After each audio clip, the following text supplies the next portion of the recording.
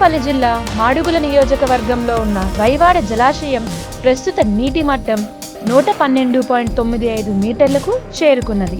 రైవాడ జలాశయం గరిష్ట నీటి మట్టం 114 మీటర్లు ఉండటంతో వరద ఉధృతం ఎక్కువ అవడంతో ప్రస్తుతం జలాశయంలోనికి వస్తున్న వరద నీరు సుమారు 10,000 క్యూసెక్కులుగా ఉండటం వలన జలాశయం స్పిల్వే ద్వారా 3 గేట్లు తెరిచి దాదాపు 9,000 క్యూసెక్కుల నీటిని జలాశయం నుండి శారదా నదిలోకి విడిచిపెడుతున్నట్లు అధికారులు తెలిపారు.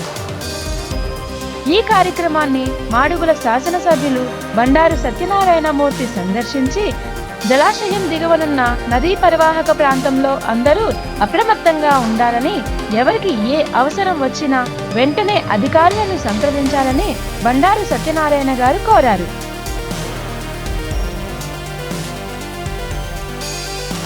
ఎవరికి ఎటువంటి ఇబ్బంది కలగకుండా ముందస్తు చర్యలు చేపట్టాలని, కాలువగట్లు విరిగిపడే అవకాశం ఉన్న చోట ముందుగా ఇసుక బస్తాలు ఏర్పాటు చేయాలని అధికారులకు సూచించారు.